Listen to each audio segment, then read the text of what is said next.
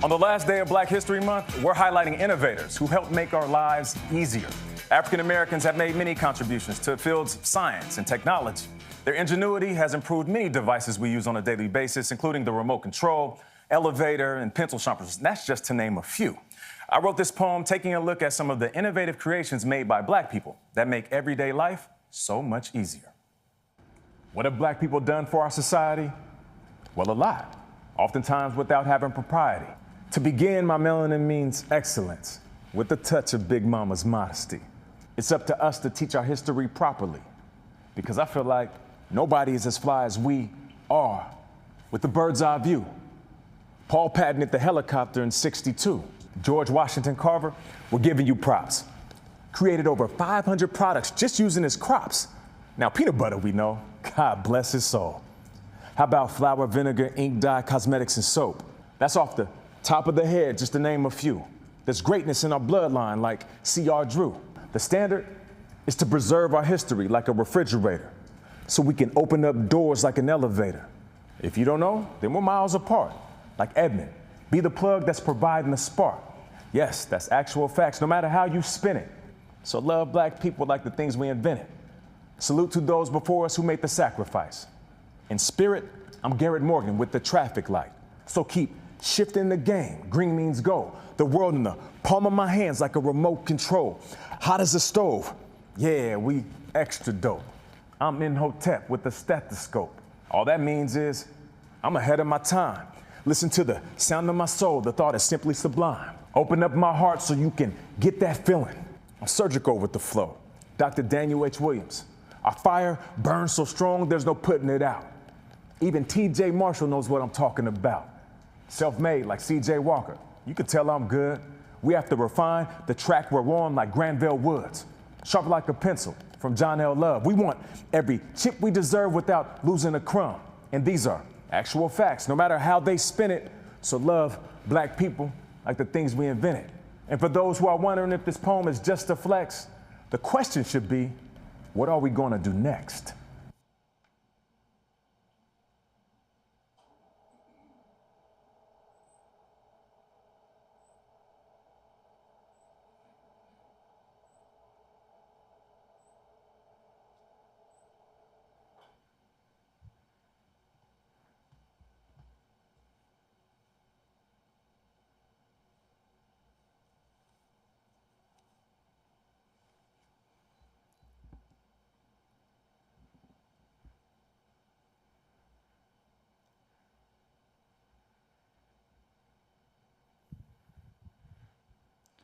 Good evening and welcome to the Dole Institute of Politics. My name is Noah Hoekstra, and I am a member of the Dole Institute Student Advisory Board, the official student group of the Institute.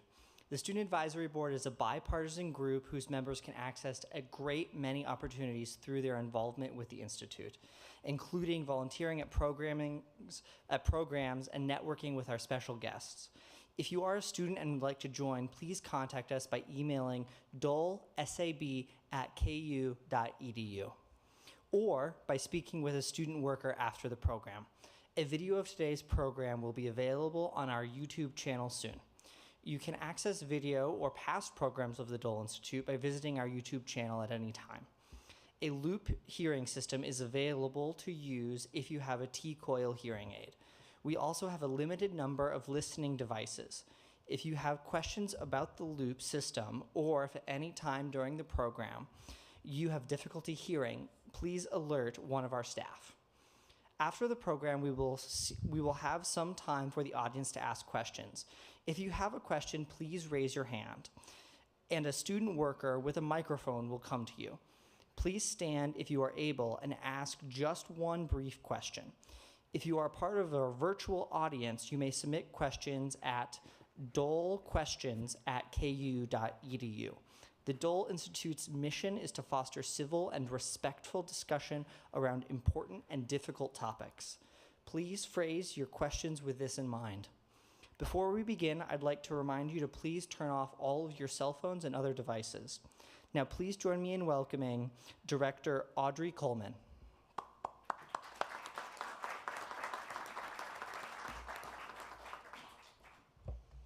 Thank you so much, Noah. So wonderful to see so many folks out here in person. This is a milestone for our spring 2022 programming season. This is the very first in-person evening program for us here at the Dole Institute, and it's been 2 years since we gathered in the spring for an evening program. So the last time we came together in the evening was in March of 2020, if we can even believe that. So I'm very honored to be with you all tonight, and I want to share, this is a milestone for me as well. This is the first opportunity for me as director of the Dole Institute to introduce our Senior Associate Director, Barbara Ballard, who has been the convener of this wonderful series, A Conversation on Race, for which tonight is part 5, a tribute to Black history.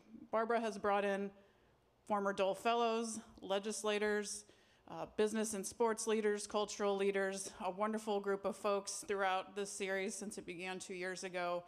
Tonight's conversation will be no exception, and I'm really looking forward to it, and I know you all are too. I want to be sure and thank our sponsors, Kansas Public Radio and the KU Department of African and African American Studies, for partnering with us to promote tonight's event.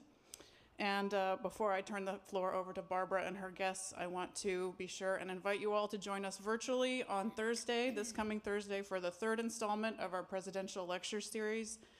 This year's theme, this spring's theme, is Military Veterans in the Oval Office. We'll be visiting with leaders from Dwight D. Eisenhower Presidential Library and Museum and hearing more about General Eisenhower's service and during World War II, which actually began in World War I, and how he took the lessons that he learned on the battlefield into the executive office. So you won't want to miss that one. And that, unfortunately, is a timely program as well. Next Tuesday, March 8th, we'll be gathering here at the Dole Institute at 7 o'clock for a guest. Our guest is John Roy Price. He's an author and former Nixon staffer who will be discussing his book, The Last Liberal Republican, An Insider's Perspective on Nixon's Surprising Social Policy. So that will be an intriguing conversation as well. Thanks again for joining us on this last day of Black History Month. Thank you to Dr. Ballard for convening this wonderful panel, and I'll turn it over to you, Barbara. Thank you. Thank you, Audrey. Thank you very much. And welcome to the Dole Institute of Politics. I want to thank CBS Mornings for the use of the video you just saw. And the person you heard was Nate Burleson, who is a sports commentator, but he's also the co-chair of CBS Morning, and he is a former wide receiver for Minnesota Vikings. So I have given him his due. But I heard that this morning, and he opened with, on this last day of Black History Month, and I thought he was talking to me, because we are having this program, and I want to thank you all very much for joining us. I think you're in for a real treat. I have these 4 people before me that are truly outstanding. I can call them my friends, and I think very diverse in their backgrounds, but they all share one thing in common, that Black history is American history, and that becomes extremely important. So the question would be, why do we have Black History Month? But before I tell you that, I will introduce each one to you. First, Shawn Alexander, professor of African and African American Studies and the director of the Langston Hughes Center at the University of Kansas. He is the author of several books, including An Army of Lions, The Struggle for Civil Rights Before the NAACP, and his area of research concentration is African American social and intellectual history of the 19th and 20th centuries. Kevin Wilmott, director, screenwriter, and professor of film studies at the University of Kansas. Kevin received his MFA in dramatic writing from New York University and has written and directed several movies. In 2019, he won an Academy Award. And I think everybody in Kansas knew that, and around the world. And he won this award for Best Adapted Screenplay for BlacKkKlansman, which he co-wrote with Spike Lee. Dorthy Pennington, Associate Professor of African and African American Studies and Communication Studies at the University of Kansas. She has authored several books, including Interracial Communication, Case Studies, and Critical Incidents. And her teaching and research areas include cultural rhetoric, the discourse of terror and trauma, and the African American regional church history, to name a few. Last but certainly not least is Mark McCormick, Director of Strategic Communications for the ACLU of Kansas, and trustee at the University of Kansas School of Journalism. Mark is a New York Times best-selling author with over 20 years' experience as a reporter and editor, and is a proud recipient of more than 20 industry and community awards, including 5 gold medals from the Kansas City Press Club, and he is a graduate of the University of Kansas. With that, could I please have a warm Jayhawk welcome for our guest this evening?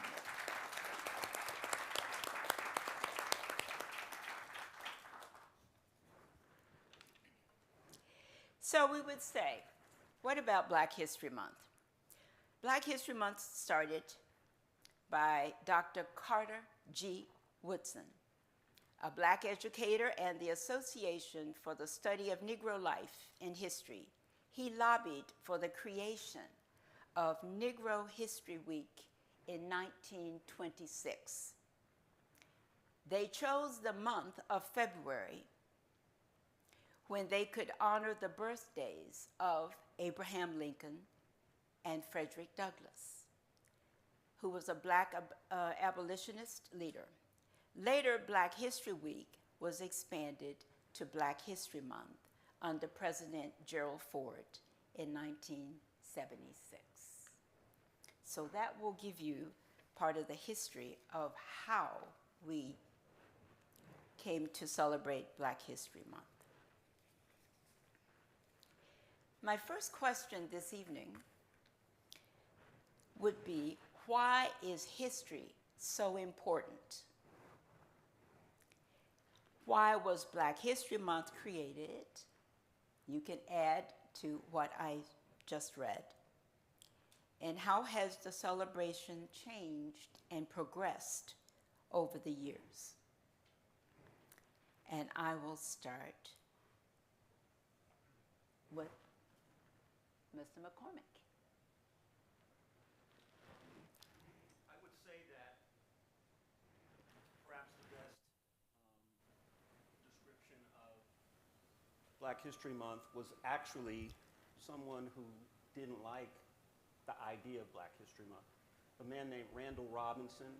Randall is a civil rights lawyer, and he started an organization called Trans-Africa, and it advocated on behalf of the Black diaspora.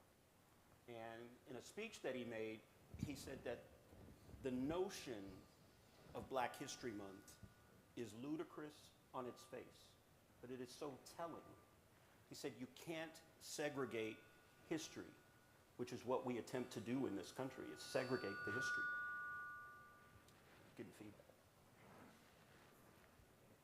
He argues that the story of America and the story of Black America is the story of America. And that the idea of having a Black History Month is an admission that our history is not wholly told. Am I doing something wrong? It's got my... I don't think it's you. You don't think it's me? Continue. I will. And that's really the problem, is that we've tried to segregate our history. So I'm of two minds. I do agree with Randall Robinson that the fact that we have Black History Month is a tacit admission that the history that we're getting in school is a half-truth and not wholly told. And that we have to get busy telling the whole truth, which seems to have become contentious in recent years and recent months. But I still think it's important. It is an opportunity for wider swaths of America to understand its history.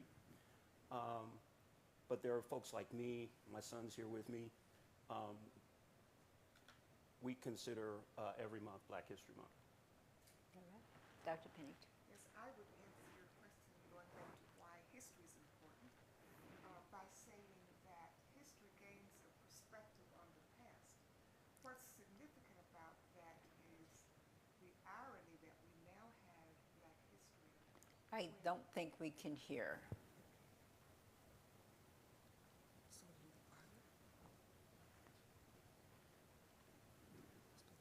Try again. Okay, can you hear me now? Not really. Who's doing the volume? Well, it's being, someone is monitoring it in the back and the sound. I'll wait until, There we are. there we are.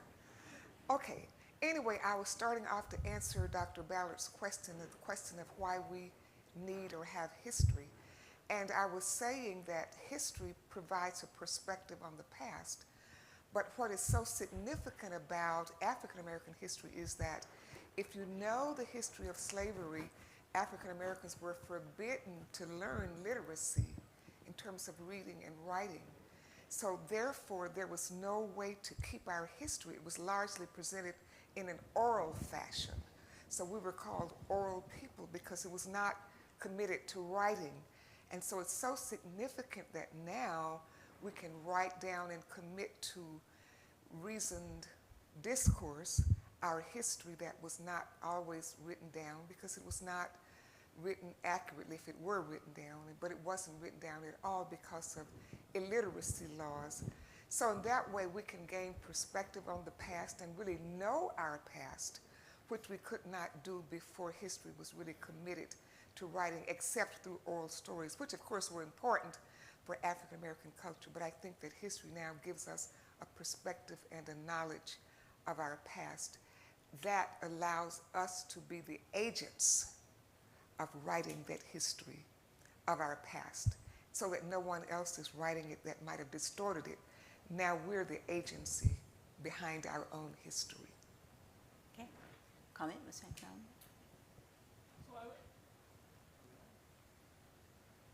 Go ahead, try. So I would agree with my colleagues here. I would also say that I think that we need history is important to understand. See, that wasn't me, Shawn. I told you it wasn't you. So I think the important thing about about history itself is that it does link us to the past, and it's a key to understanding. And we need to have a fuller understanding of what the past in ways that we distort too often. We don't pay attention to even the space that we're on here at the University of Kansas, in Kansas in general. We're about ready to, we just had a nomination the other day for the Supreme Court, which is a historic moment. But we don't understand that in 1929, the NAACP stood up against a nominee for the Supreme Court. Right? It was the first time that the NAACP saw their real strength in defeating Judge Parker.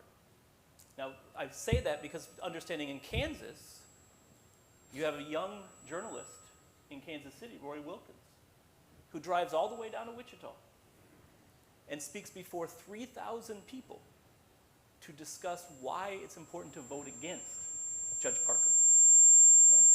3,000 people turn out to hear a discussion about a Supreme Court nominee. That's a history that we don't know and don't pay attention to.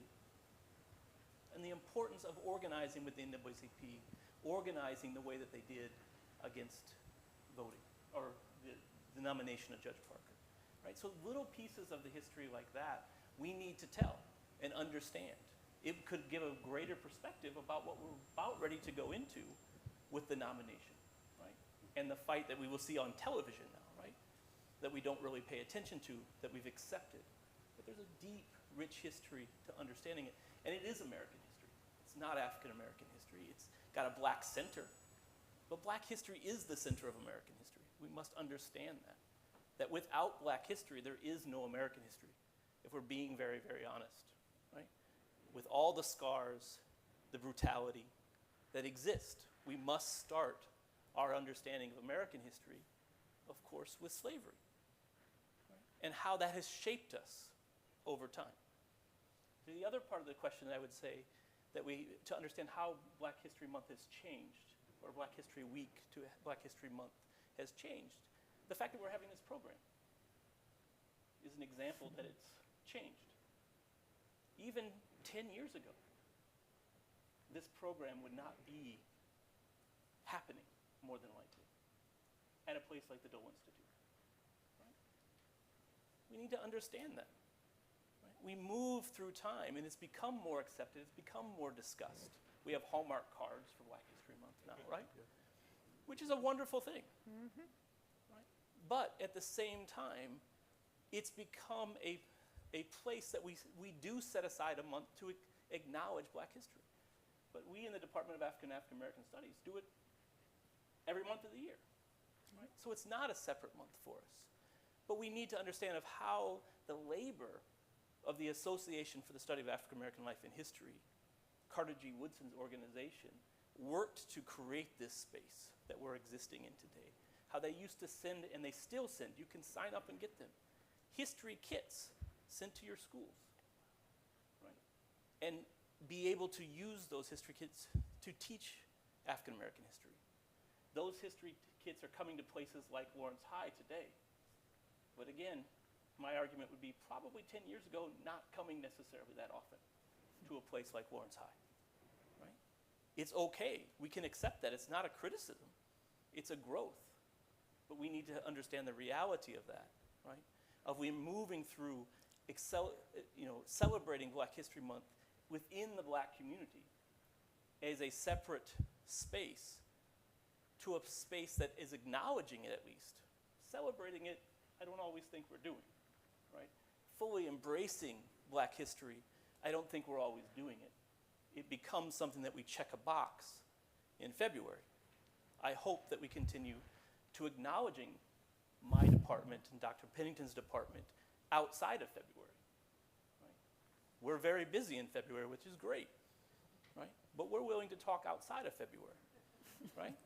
And we should recognize that and understand that. So we've made progress, but maybe not as much as we should. Okay.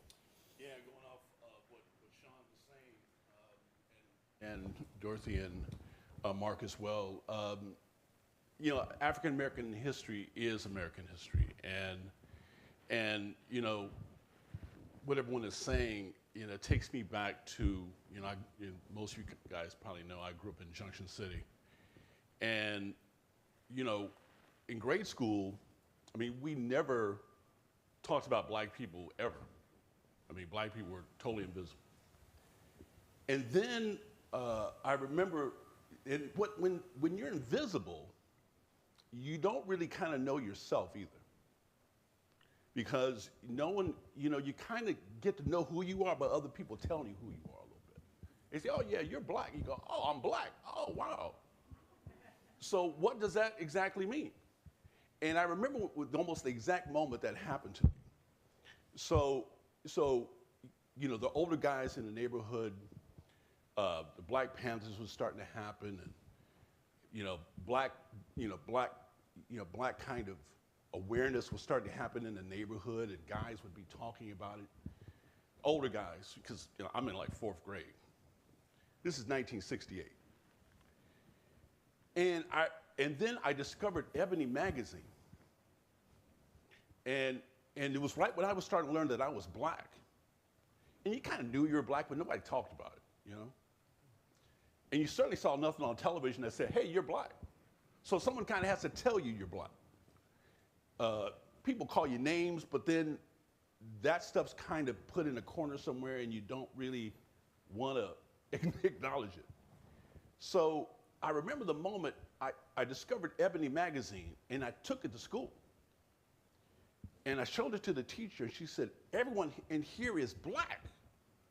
And I said, yeah, it's great, isn't it? And that was kind of the moment that I understood that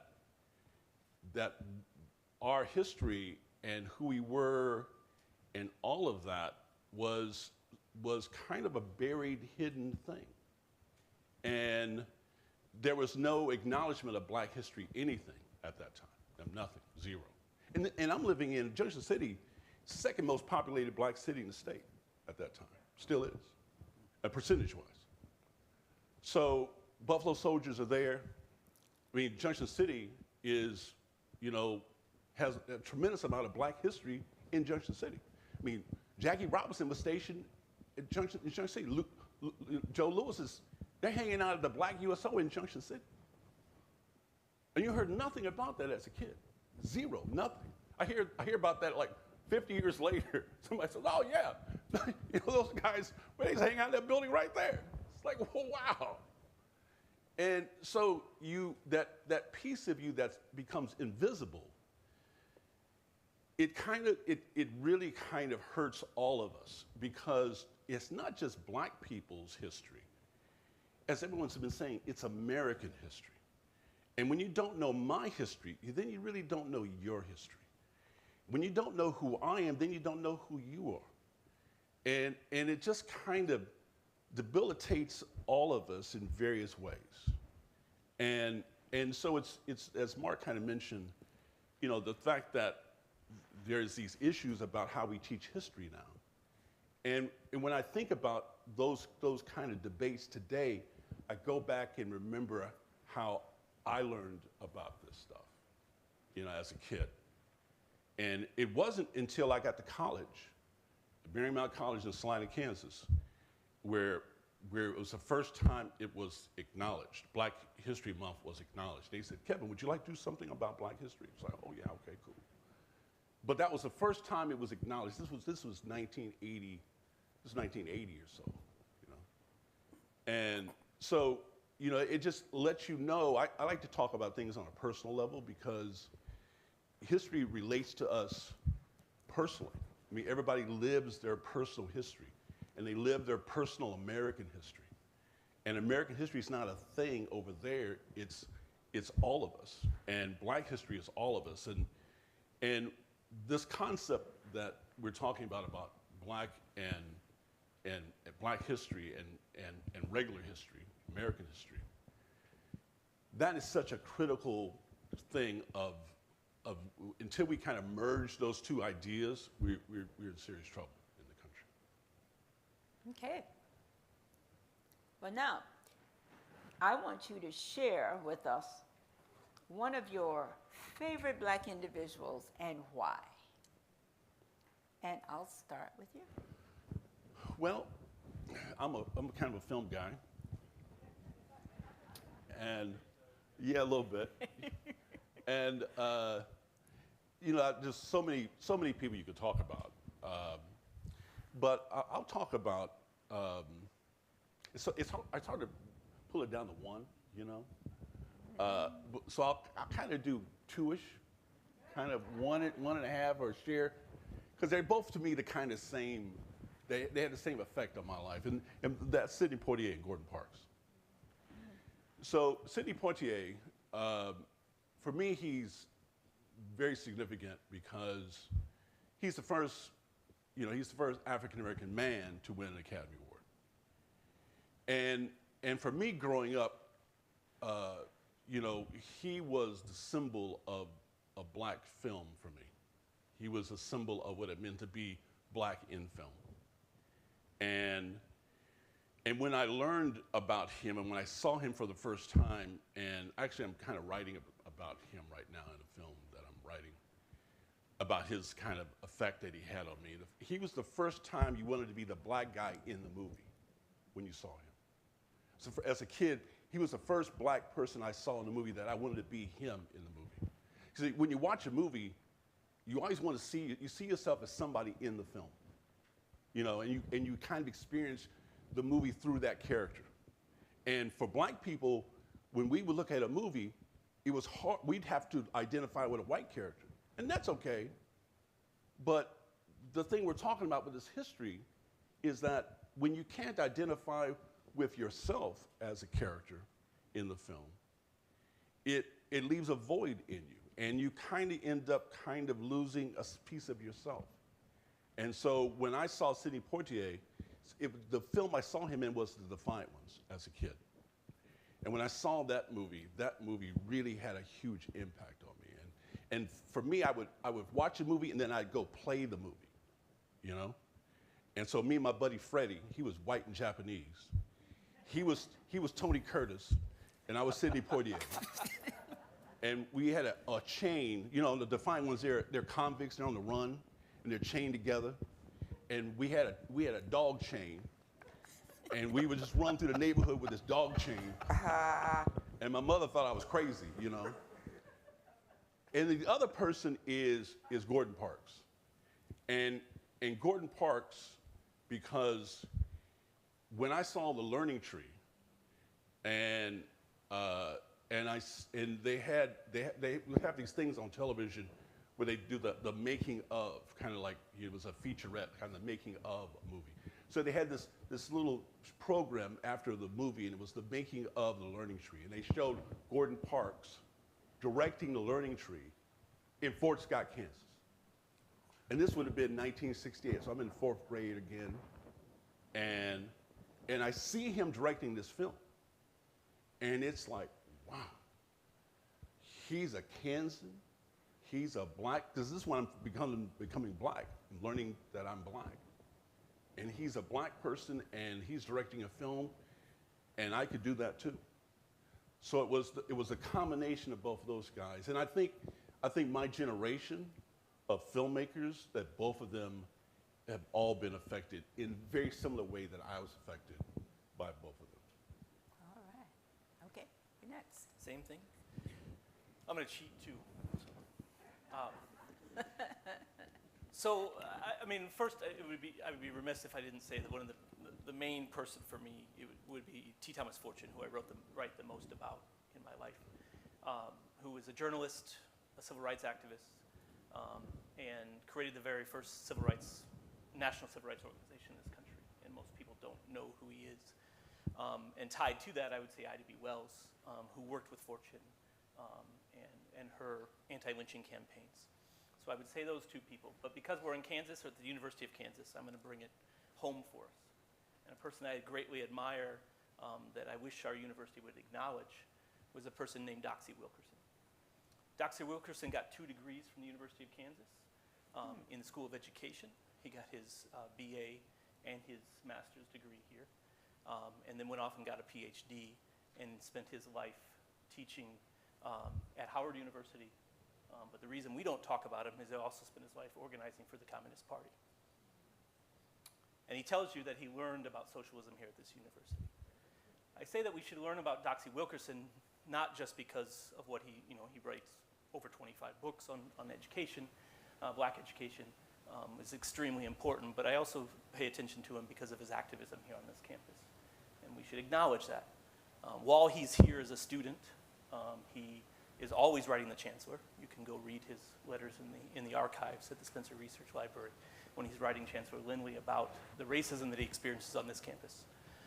He writes a wonderful article, op-ed if you will, for the Dove magazine. Dove magazine is an alternative newspaper written by students on this campus that, again, you can see in the archives at Spencer Research Library. And that article, to paraphrase it, the title is something along the lines of, "You ever wonder what a Negro thinks?" And he talks about living on this campus, that he goes to an athletic event, and he sees 3 incredibly skilled black athletes running for high school in this town, down in the old Memorial Stadium. And he says, wouldn't it be great if they all joined KU's track in the fall, right? And he says, oh yeah, remember, we don't have black athletes at the University of Kansas. And then he talks about how he experiences people talking to him and working with him in classroom, often asking to borrow pens and being nice to them. But when he sees them on campus, they become so enamored with the valley that they don't even pay attention to him, meaning that they don't speak to him in public. He talks about going down into the city and being discriminated against at the lunch counters and the hotels and everything. And you know, the biggest thing, that's that article. He also is the person, we like to talk about John Mcclendon, an Afro-Indian. I think it's important to understand that John Mcclendon is both black and of the Delaware Nation, right? His mother is from the Delaware Nation.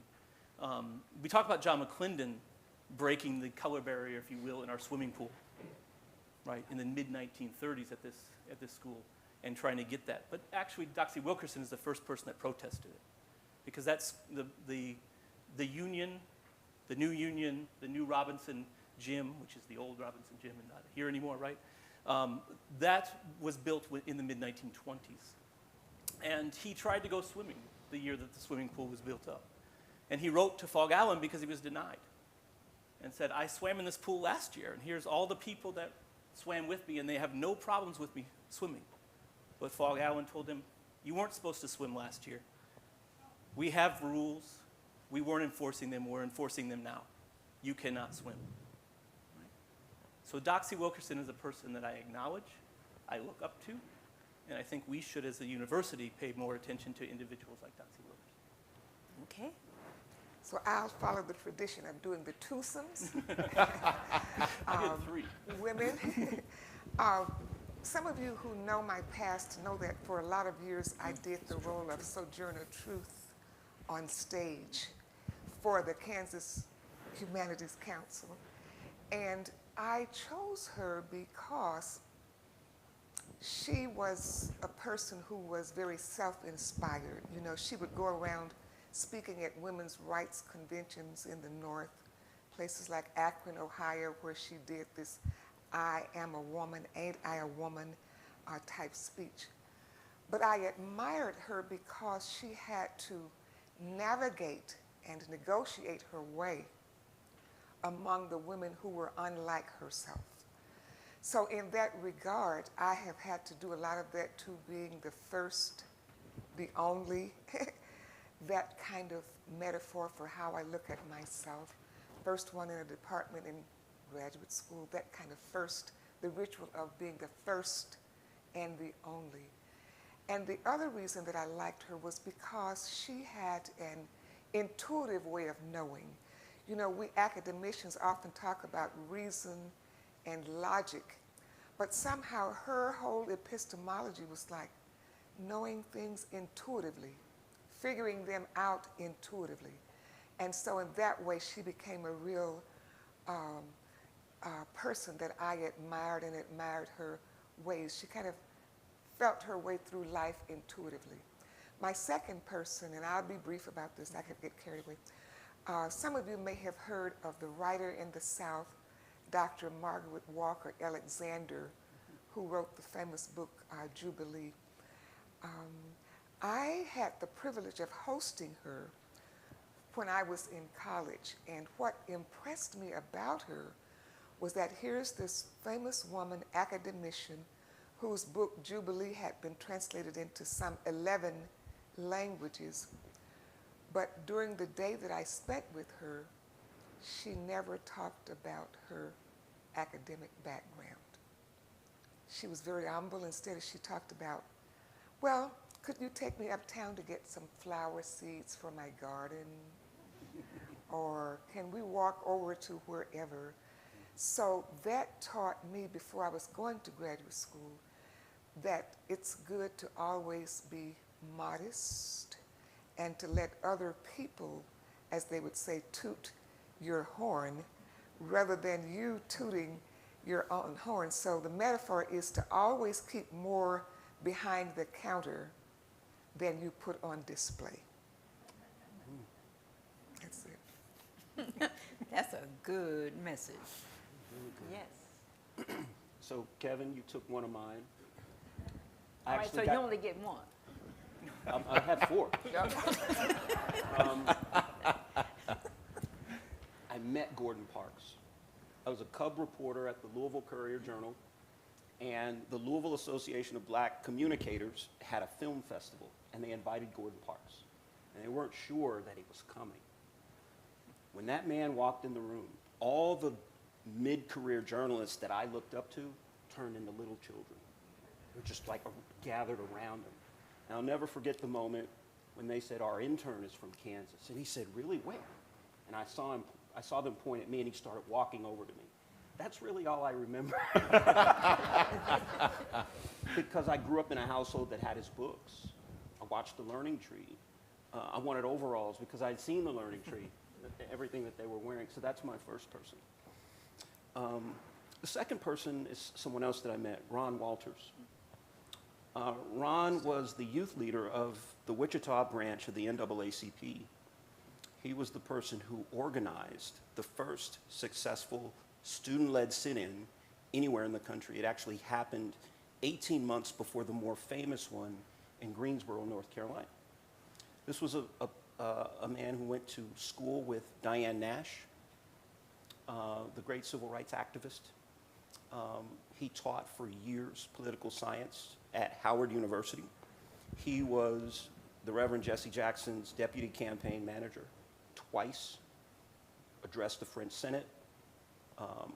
When he passed away, Nelson Mandela called the house, and his wife, Pat, got to take the call. So it was like one of the greatest people I've ever met. The last person is someone, I actually have three. I was just bluffing. I didn't have four. But the third person is a man named James Thompson. I was watching a documentary called Soldiers Without Swords. It was about black journalists. And they referenced a man named James Thompson, a cafeteria worker in Wichita, who wrote a letter to the Pittsburgh Courier newspaper, which was an African-American newspaper that circulated nationally. And he said, if we're going to go to World War II and fight, we should fight for victory at home as well. And it became the Double V campaign. And it swept the country. But it began with a cafeteria worker in Wichita, Kansas, who had this thought. And I've always wanted to know more about him. I used to run the Kansas African American Museum in Wichita, and we did as much research as we could. We just couldn't find much more about him. And the first time I'd heard about him was in that documentary, Soldiers Without Swords. Well, thank you. You know, actually they covered part of 2 questions. So really we're still on target. So we may look at this. But you know, when I look at that, I had asked them to say something about that, because I think you can learn a lot about a person by the people they choose to talk about. And one of the things I wrote to them in your email was, this program should be educational, inspirational, somewhat provocative, and something that you want to share that you want our audience to know. That is history. That's American history. That's Black history. Now we're going to get down to what I would call the nitty-gritty. How would you describe the current state of race relations in the United States? Ooh, I hear the audience go, ooh, all right. That's a little provocative. And since you're going, ooh, Dorthy Pennington, you can start. Ooh.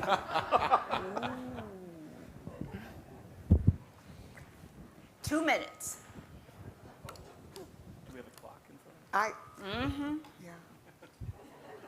Yeah, I would say that we'd have to use the term ambivalent.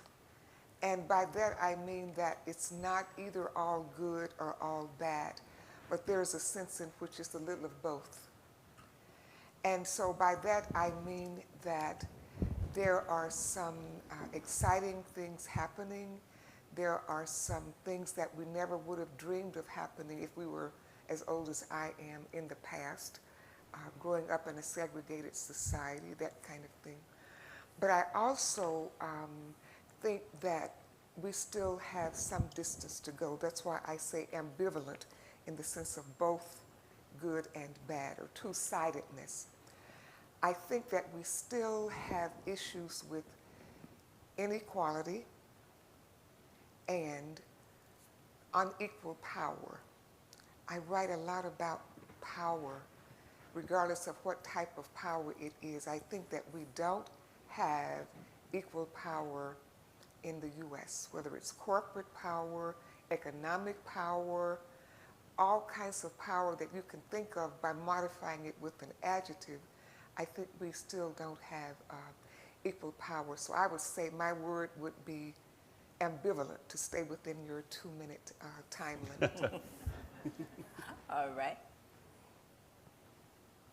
Dr. Alexander. Well, I would say the condition of the country in race relations is poor, if not downright horrible. We have made progress. As a person with a Black Studies degree that uses historical methods, I wouldn't say that we haven't made progress, right? We don't have 2 different drinking fountains in this space. So we have made progress. But if we look at what's happened in the last, 50 years, 60 years since the Civil Rights Movement, we haven't done a lot. Right? We have elected a Black man to the highest office of the land. But what's happened in reaction to that is devastating. For many people in the field, not surprising, but devastating. When we think about what's happened in that period, the students that are on our campus today, their lifetime has been an anniversary we just had this weekend, Trayvon Martin, to today. Think about that. We can name all the names, right? As they tell you to do. Sandra Bland, right? Eric Gardner, Trayvon Martin, George Floyd, right? And we can continue. So the reaction to that, the deaths that we've had, which isn't new either. The difference is it's being paid more attention is because everyone has a little device in their hands that they can record it and bring it up. The man I mentioned first, the 2 people I mentioned first when I talked about historians or historical figures, T. Thomas Fortune and Ida B. Wells, they were telling us about this stuff in the 1880s. Right? So that hasn't changed. And it's a devastating event that we have. So we have to be, while we can be optimistic, we have to understand what's happening in our country, the rhetoric that is here, the rhetoric that occurs, the action. We tried to tell ourselves we were in a post-racial society because of the election of Barack Obama, a Kenyan American, right? Not an African American, a Kenyan American, with a mother from Kansas and a father from Kenya. Right? That's a huge thing. But that doesn't move us as a society into a post-racial society. How many people have actually paid attention to his March 2008 speech where he talks about the original sin and slavery? How many people have reflected on that and what he meant by that and why he was forced to give that speech in the first place? Right? The actions or the speech, the sermon of Jeremiah Wright. So we have to pay attention to that. So the current conditions to me are extremely poor. And to quote a quote I often do, so many people have probably heard this from me, to quote W.E. Du Bois, I'm optimistic, but I have eyes. Ooh, would you say that again louder? I'm optimistic, but I have eyes. All right. Yeah, I would just go off of what Shawn is saying as well, and Dorothy. We've come a long way. I think everybody knows that. But the example I like to use is my hometown again, Junction City.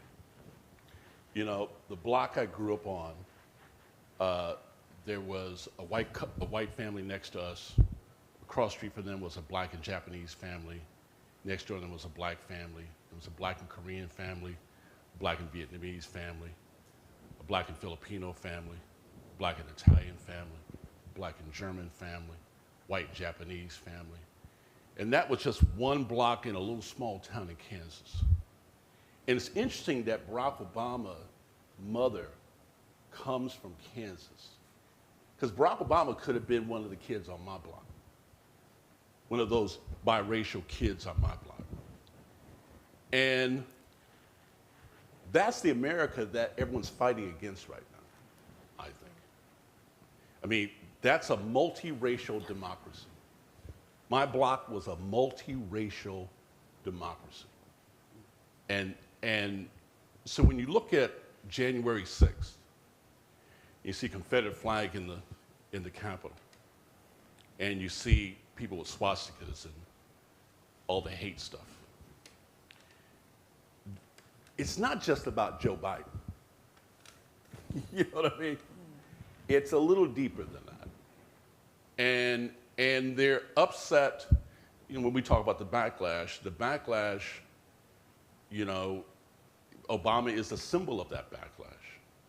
But, you know, all of us who know the history know that anytime there's progress, there's been a backlash. Every time there's been progress, there's always been a backlash. We had never had this degree of progress before in the country. So when you get an African-American president, you're going to get a backlash. It's like a tsunami hits, you get a big old wave. So, you know, Obama was the tidal wave. He was the earthquake, and now we're getting the tidal wave that comes from that earthquake. And we have to be in tune with American history, which is also Black history, to understand the world we're living in right now. Because, you know, in Junction City, we didn't celebrate diversity. Junction City was embarrassed about that diversity, and it gave Junction City a negative reputation. And we should have celebrated that diversity. And we still haven't quite figured that out in American life, period, yet. We still don't really celebrate this diversity. And so we're still dealing with, I think, the tidal wave. Thinking about Shawn's definition of, you know, being hopeful but also having eyes. I was in this room in 2010, and the Dole Center had brought in an Abraham Lincoln impersonator. His name was Fritz Klein. Lives his life like Lincoln. He's tall, he's gaunt, he's read all of his speeches, and then you could ask him questions during the question and answer, and he would answer you as Lincoln. So it's 2010, Obama's been elected. I said, Mr. President, will we ever have a Black president? That was my first question.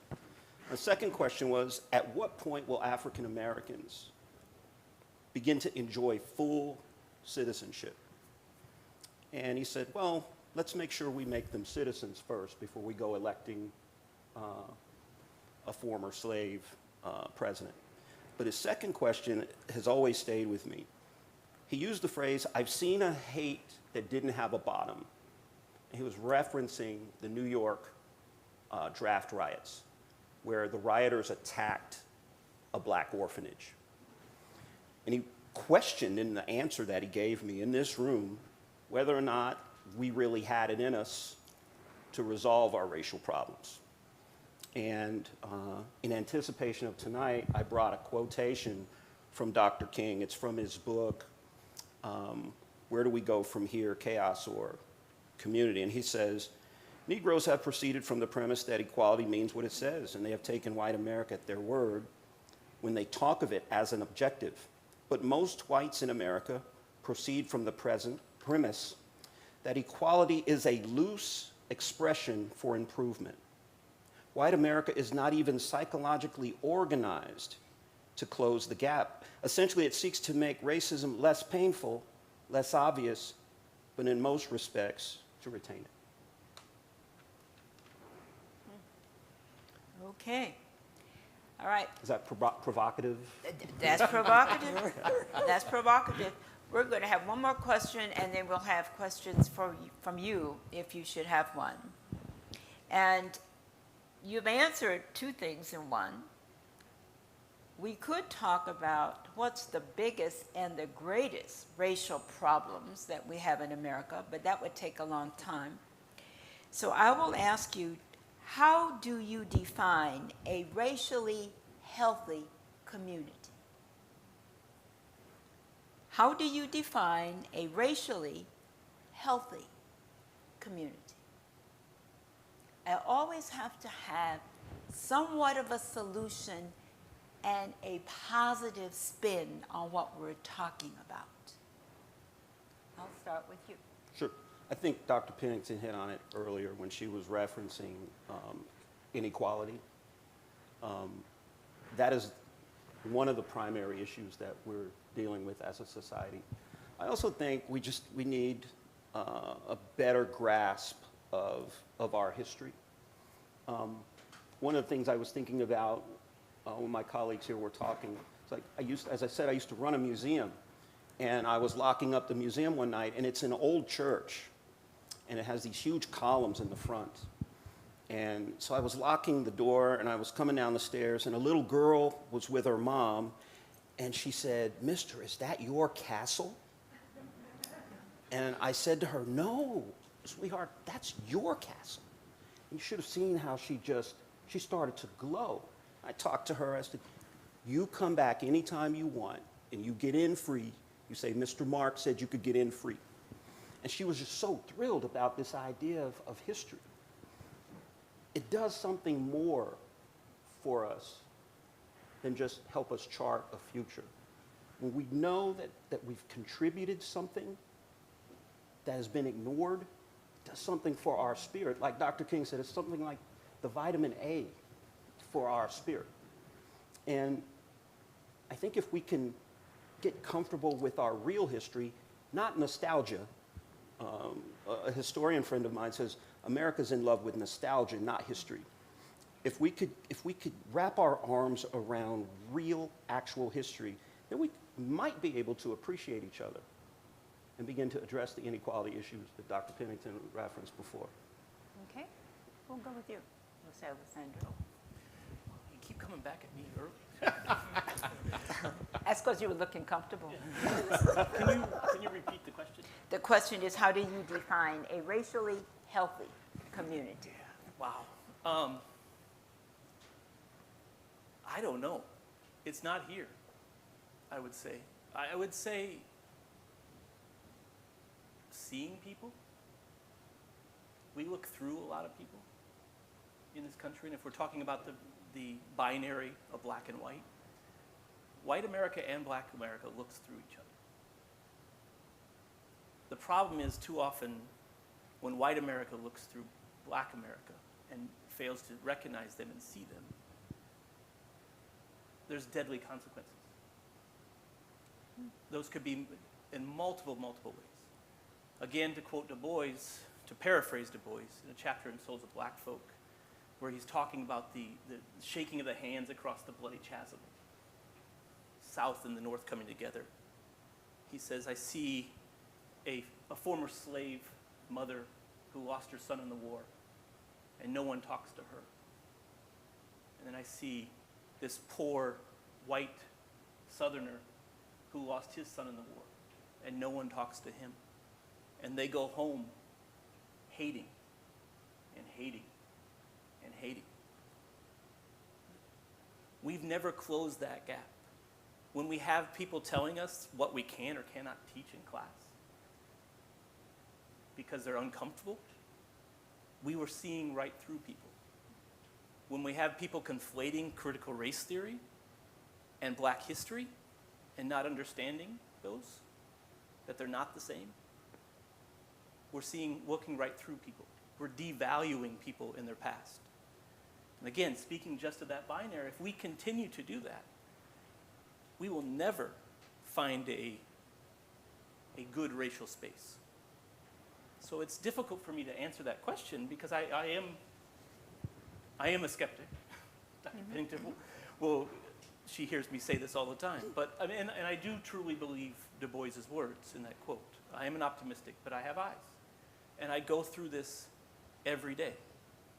We teach this subject matter on this campus and in this community every day. And while it's something we love to do, it is not valued, and it is a struggle. We are constantly attacked, questioned, So until we actually take this seriously and understand, again, going back to the original comments, if we don't understand the central role of Black America in American history, America doesn't exist without Black America. And we need to recognize that.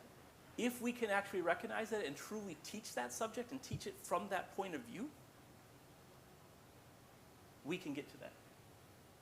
But I struggle whether we can or not. Okay, thank you.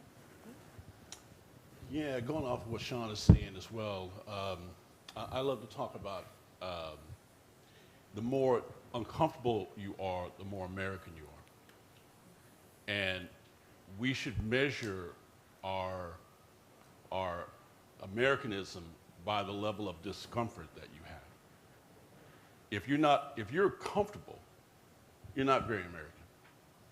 If you're really uncomfortable, you're getting close to the whole idea about America. And what I mean by that exactly is I learned this when I made my film CSA, Confederate States of America.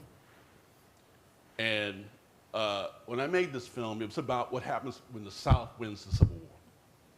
And as I started to make the film, I started to understand that the South did win the Civil War. Obviously, they lost on the battlefield, but they won in their attempt to hold on to their way of life.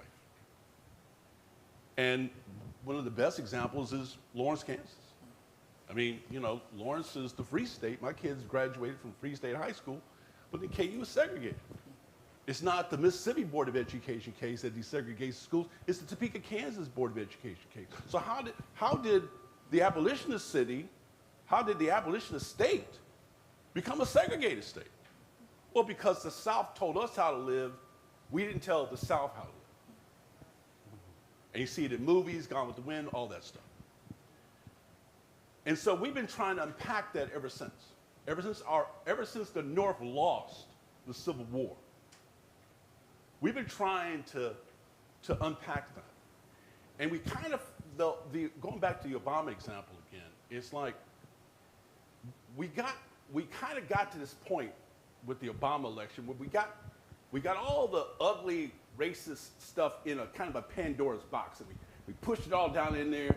You know, we put it in, we're just struggling to keep it down there, and it's like it's wanting to bust open again. But we got it in there, and then we kind of put a lock on it, and we said, "Woo, okay, I think we're cool for a moment." You know, and Obama, we got to look at him and said, "Man, he looks great." We got to feel good about ourselves for a moment. We go, "Hey, maybe this whole crazy thing is behind us." People started celebrating and say, "Oh, it's over with now." And then the backlash happened. The guy comes in, gets Pandora's box, takes the lock off, all the monsters get back out again. And that's where we're at right now. And I don't know if we're going to be able to get it back in again. Because there's a line in Black Klansman where Ron Stallworth's character says to Adam Driver, "You got no skin in the game." White people have to decide that they have skin in the game with democracy if it's going to survive. You gotta believe that it's not about us, because white people have kind of, as a whole, we kind of always kind of known this was a problem. The problem's always there with us, so we've always kind of dealt with it. But now it's gone past us. And now everyone's kind of in trouble in terms of whether democracy will survive or not. And so white people are going to have to decide if they're going to allow their skin in the game to kind of help save democracy or not. And it's, you know, I think it's like we kind of look toward black people for that all the time. But it's really white people that are going to have to save us, I think. Because, you know, black people have done a pretty good job of kind of putting it in Pandora's box and kind of holding it down. But for the box to be put away deep down in the ocean, sent out to orbit, never to come back. White people want to do that. That's an interesting comment, because when we think about it, it was white people had skin in the game for civil rights. They had to come in. We couldn't do it by ourselves. Did you answer the question? There you go. I think I'm going to coin a term here I've never used before, but I thought about this as the other panelists were talking. I'm going to coin a term called the confidence index. The confidence index. So imagine this, if you were to ask anyone this question: how confident are you that you will fully realize the American dream during your lifetime? How confident are you that you will really realize that during your lifetime? And I think you'd get very different answers for that question. How confident are you that you will fully realize the American dream during your lifetime? Only when everyone can feel very confident about that will we have a healthy racial community. My goodness. Educational, inspirational, thought-provoking, and what we wanted you to know.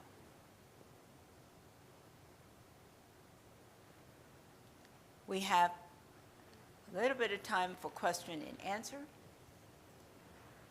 And I have two people in the back with mics.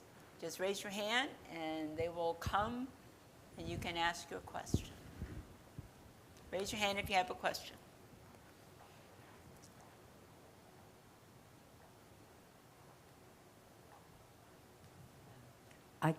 I came here without thinking, but seeing Professor Dorthy reminded me that, remember Bob Coles, Professor Coles at KU, did a 500-page book on it was his life's work, the contributions of black inventors and scientists. 500 pages. What struck me most was that slaves made serious inventions.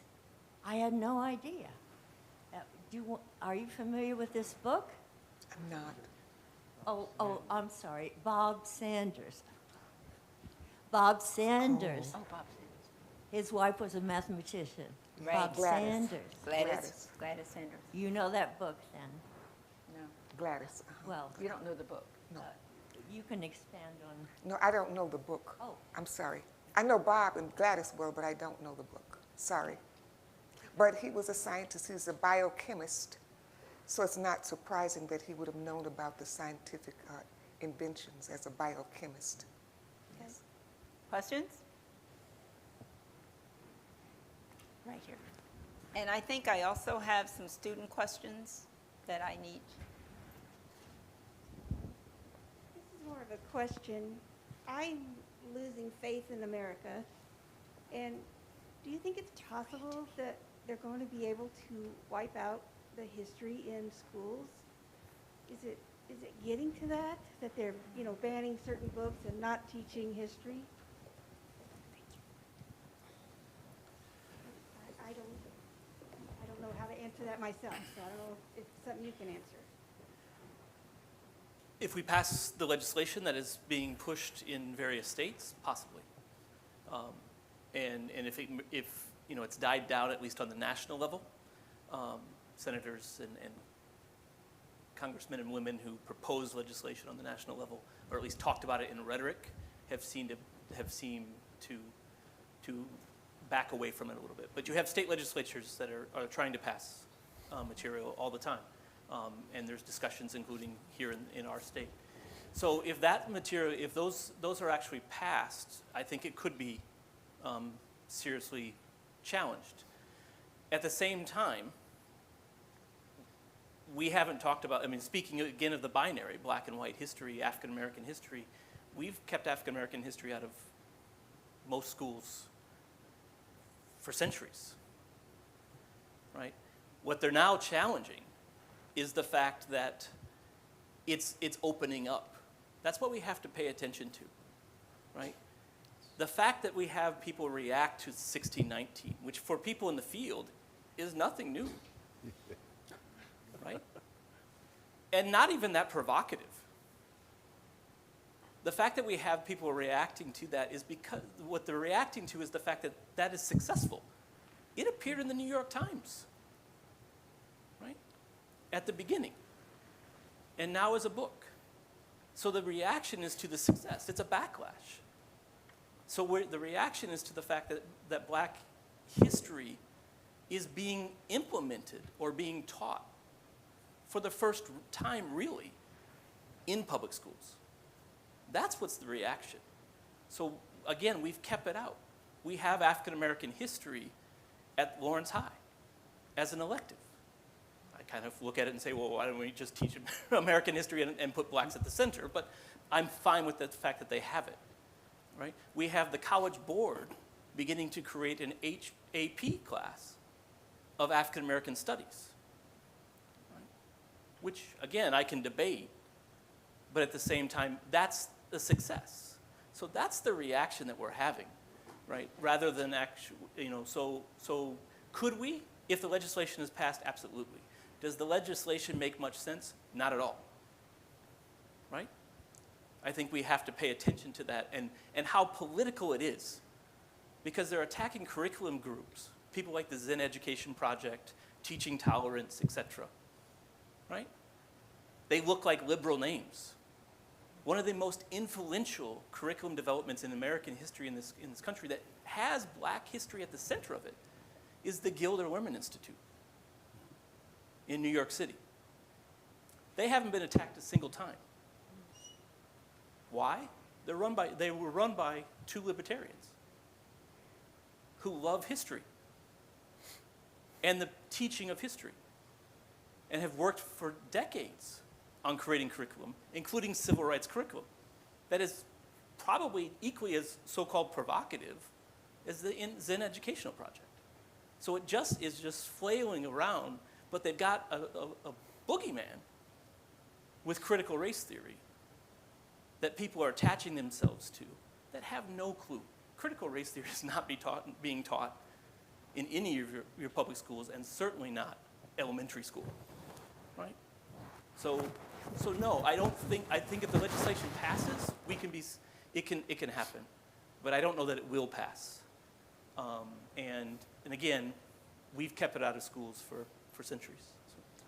I just want to add real quickly to what Shawn's saying, that one way to look at it is that, use this term again, the skin in the game is when you think about black history and American history being the same thing, and how what Shawn's saying, to really understand American history, you got to kind of put black folks at the center.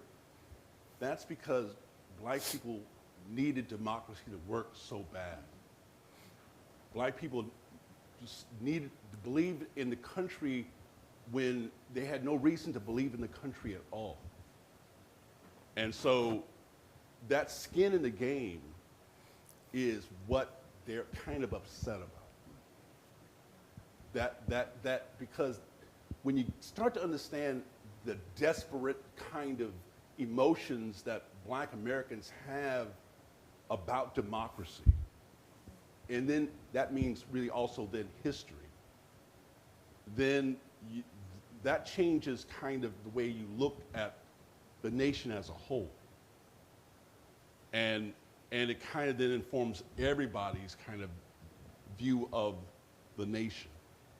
And that's what they don't really like. Yeah. I mean, just real quick, understand, if we talked about the Constitution earlier and the Constitution event here. Do we pay attention to the fact that 3 places of our original Constitution uphold slavery? Right?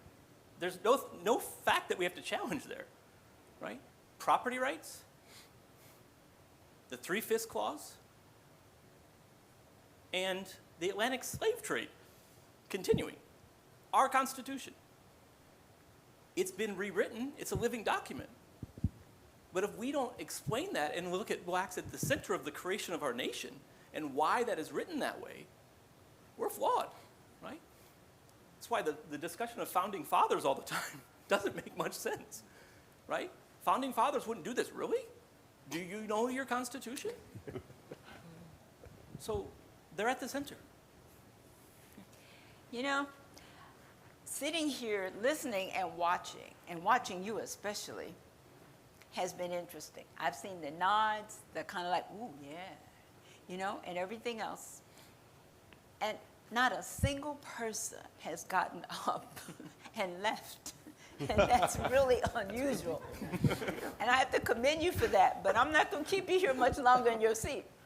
But when we talked about tribute to Black history,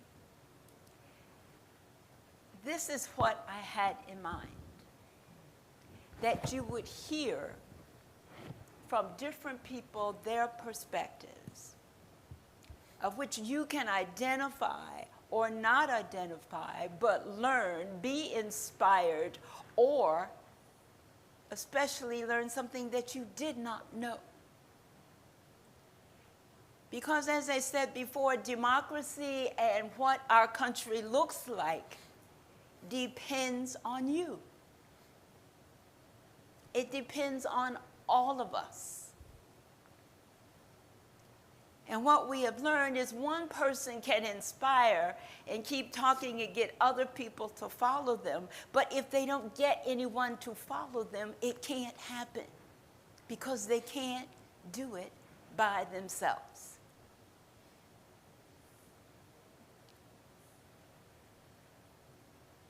I'm going to end with one student question. We have several, but I'm going to end with one, and I chose it because of what's happening with Ukraine and Russia. And the question is, how can Black history inform international solidarity? And I thought that was a unique question, because I think it can come back around and sum up what we have been talking about. So I would say, use your good skills. I give you 1 minute to answer. Yes, I'll start on this side. How can Black history inform international solidarity? I'll start. In 1989, I was an intern at the Reno Gazette-Journal in Reno, Nevada. 1989 was the summer of Tiananmen Square. And on the front page, one day, there was that lone student standing in front of the tank. And there happened to be a group of Chinese students at the University of Nevada, Reno, that I interviewed. And they had indicated that in some of the protests, they were singing songs from the American Civil Rights Movement. In Isabel Wilkerson's book, Caste, she talked about Dr. King going to India and being called an untouchable because the Dalits there identified with him so intensely. I think the inspiration from the movement is already out there, and the degree to which we can reinforce it, as all of my colleagues here have said, would be important. But the beauty of loving a country that hasn't always loved you back is already resonating, I would argue. And I would end by giving a personal example, similar to what Mark did. I have had a student come from Asia to study with me in the last 2 years, because she was so moved by what she saw after George Floyd was killed. And she wanted to understand the black struggle. What's it like to be black? They had identified, there were marches and protests globally, to use the word globally, all over the world after George Floyd was killed. There was a great sense of universal identification with something that people knew that could not and should not perhaps have happened. So in that sense, when we talk about the global spread, there was a strong sense of identification across the board, and to spread largely with social media and social media platforms that cause people to really understand, want to identify with something. So I appreciate her wanting to come, study with me, and understand the struggle, which is what it is for African Americans. So that's my example of how the global appeal of what's happening to African Americans is kind of like resonating with people all over the world, largely through mass media, just as with Ukraine, which Dr. Ballard is talking about, is resonating with us now. There were protests all over the United States, New York, Kansas City, wherever, because what's happening in Ukraine is resonating with something within our inner spirits that would say, I'd better think about this a little bit more. This doesn't seem quite right, but I don't know what to do but just to express the fact that I'm troubled by it. So there's that resonance that is happening among people universally, I think now with Ukraine, just as it did with George Floyd and my student from Asia or India or wherever, people are from. Okay. Kevin? Yeah, the thing that strikes me about Ukraine, without getting into all the details about it, is something that's kind of been discussed a bit off to the side of this whole horrible moment. And there's an element of white supremacy that's kind of woven through the whole thing. And it kind of lets you know that the thing we've kind of been discussing tonight about the American problem, everyone's got the same problem. I saw Cornel West say something the other day I really liked, where he said, no one's history is pretty. No one's got a pretty history. Nobody. Not any country in the world has got a pretty history. That everybody was misusing somebody about something.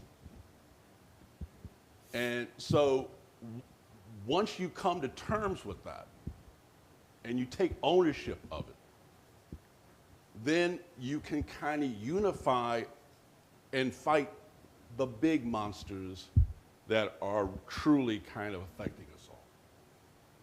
And that's kind of the moment I think we're in right now.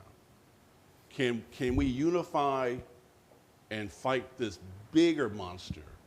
And the big monsters are people like Hitler, people like Putin, these kind of individuals who represent, an idea that's diametrically opposed to everything Americans believe in.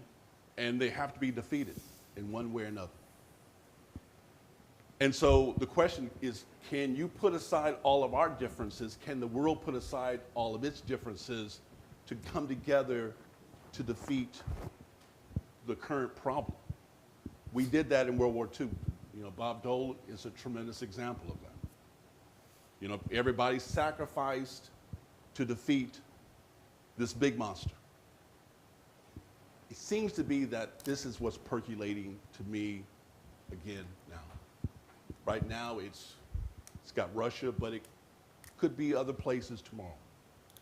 And they're all kind of speaking to each other, and they're all kind of taking, clues. The internet has made hate a really great unifying thing.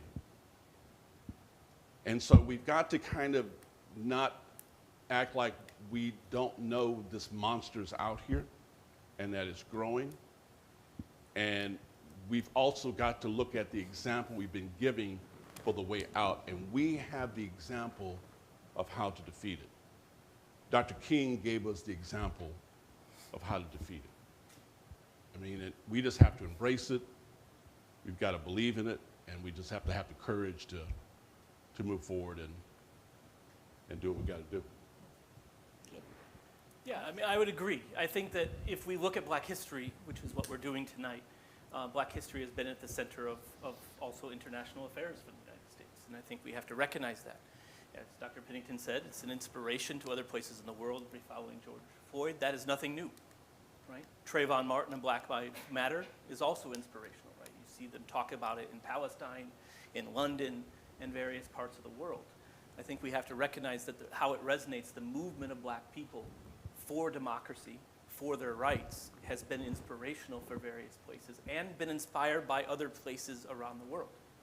The decolonization movement is happening at the same time that the civil rights movement is on the continent, right? And it's a give and take. It's inspirational. King is going and being influenced by Gandhi and his fight in India.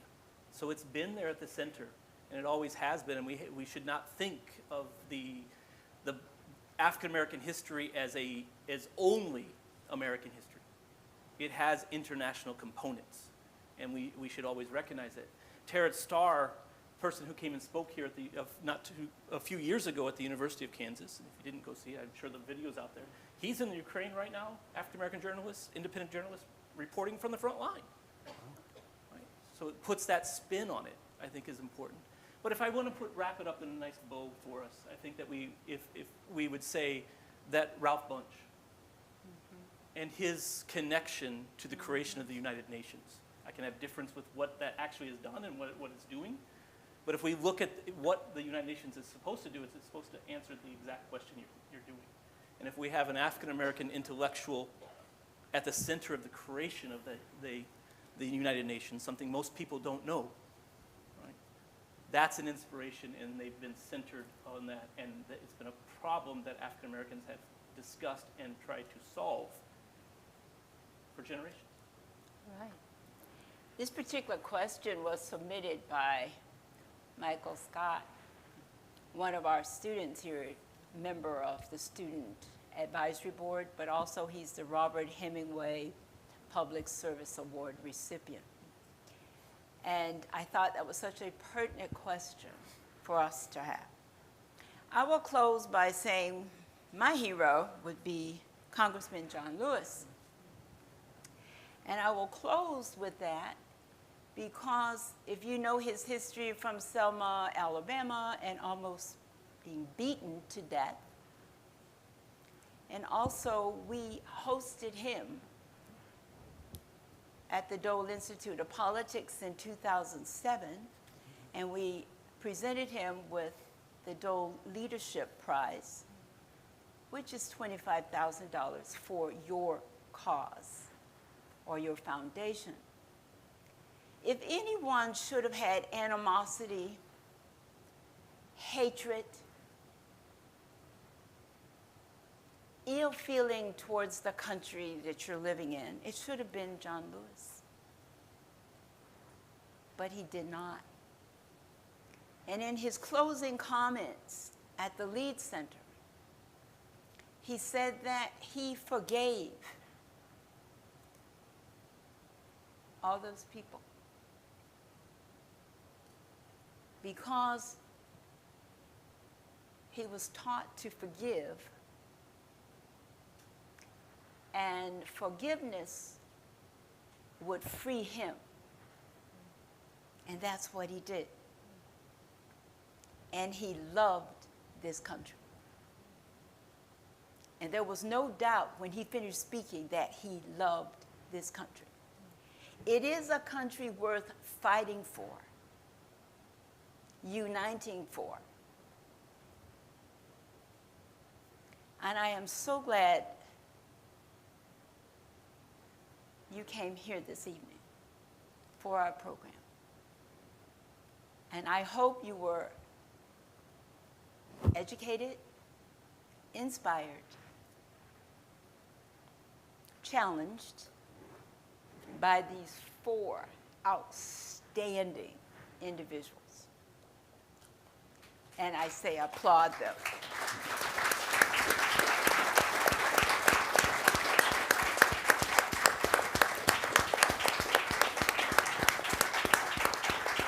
Again, I thank you very much for coming. And to my 4 friends, I thank you so much. This program was even more than what I had imagined. And I hope you leave with a positive feeling that we can overcome. And we shall overcome. It may take a while, but we shall overcome. Thank you so much, and good night.